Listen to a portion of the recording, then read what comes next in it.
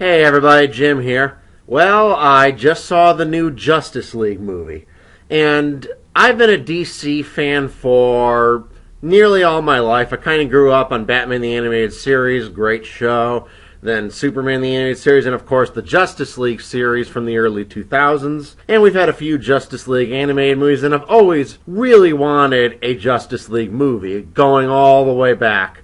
And in 2017, we finally got one, a big budget live action Justice League movie.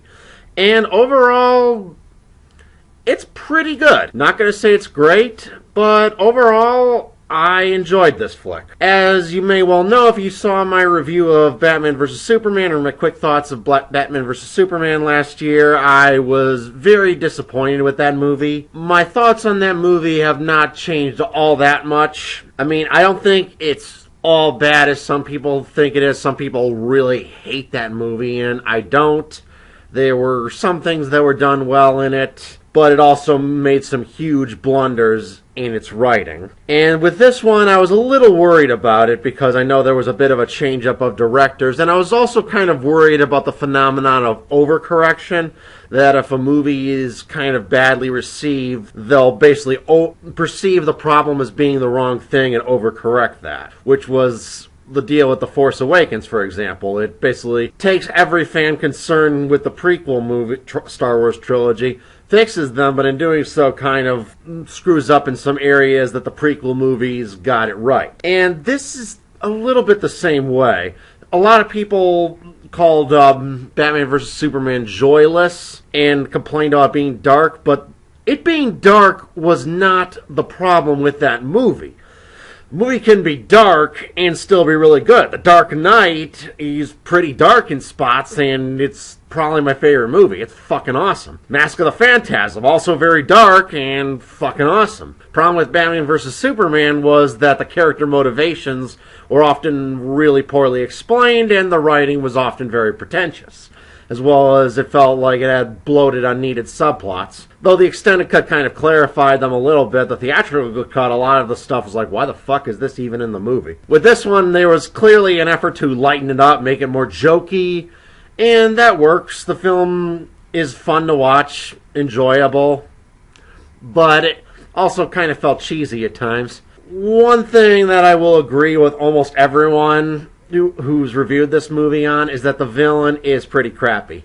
Steppenwolf's the main villain, and it was just a poor choice for a villain, to be honest. There were so many better picks they could have made for a Justice League movie than Steppenwolf. I mean, I know they're probably saving the more big guns like Darkseid for one of the sequels, and that's understandable. You don't want to have your biggest, best villains in your first movie, but Steppenwolf and this character, he's like done as this all computer animated creation, and there was really no need for that. An actor in makeup really could have done this character just as well, probably would have been better. Like Oscar Isaac as Apocalypse in X-Men Apocalypse, done mostly as an actor in makeup, and I think that would have been a preferable way to do this character than having him be computer animated. There's really no reason for him to be fully computer animated, and his motivation is also silly. He wants to destroy the world, because why the fuck not? He's a very, how do I say this, very shallow, one-dimensional villain. Yeah, if only this movie had a really awesome villain, this really could have been an awesome movie. But what it gets right, it brings the Justice League together, and all the actors who play the members of the League all fit their parts really well. The Flash was pretty cool. There should have been a Flash movie and a solo Batman movie for this version of Batman before this.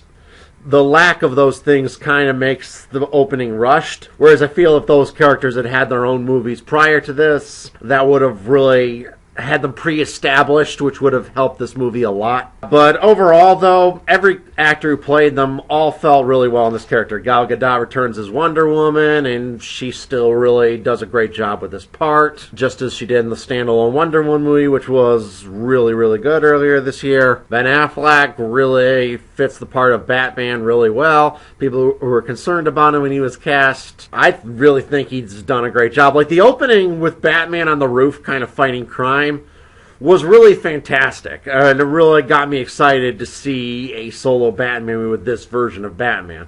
Really, the way he moves, the way he employs all his gadgets in fighting criminals, all of it was really cool. And it just feels very much like a definitive on-screen Batman right there for that opening. Like perfect comic booky darkness. Like the Batman the Animated Series or Batman... or the video game Batman Arkham Asylum Batman done as a live-action movie. Just really well done scene there. Jason Momoa's Aquaman was also enjoyable. Kind of a fun character. Kind of like that lovable, drunken, just kind of the bearded, gruff, badass, cool character. Nothing to complain about. I guess too much of an effort to make Aquaman badass because of the perception of him as kind of a shitty character, which I don't think so. I think there's a lot to Aquaman. Though, since most of the action sequences aren't in the sea, he doesn't really get to employ most of his better powers. That's the disadvantage of having Aquaman on the team, where your fight is nowhere near the ocean. Henry Cavill is back as Superman, and I don't think that's a spoiler. I think everyone knew he was going to be back. And he also probably delivers his best performance as Superman. He feels like there's a scene where he actually cares about civilians being in danger, something we barely saw in Batman vs. Superman, where he just kind of was gruff and scowling throughout the whole movie. Here he starts off kind of dark when they first resurrect him, but he also later becomes more of a traditional Superman. Hopeful, optimistic, and concerned with people's lives. Overall, just a really good, fun version of the character. Yeah, this movie is alright. It could have been better, could have had a better villain, could have developed its characters more if it had done solo movies for them first. But overall, as far as a Justice League movie goes, this is perfectly fine. And I noticed the critic score of this movie seems to be really low, like it's way lower than Thor Ragnarok. And I don't think it's that much worse. Maybe Thor Ragnarok is probably only a slightly better movie than this overall. This is not that bad of a flick at all, so I'm kind of baffled at why its score is so low, actually. I thought it was a pretty fun flick. I think you'll enjoy this movie. If you're really into these characters, you'll like it, even though it's not all it could have been. If you're really looking for something cool, whiz-bang-boom, comic book action-y, little corny at times, you'll enjoy this flick. Alright, everyone. Have a great Thanksgiving, and bye.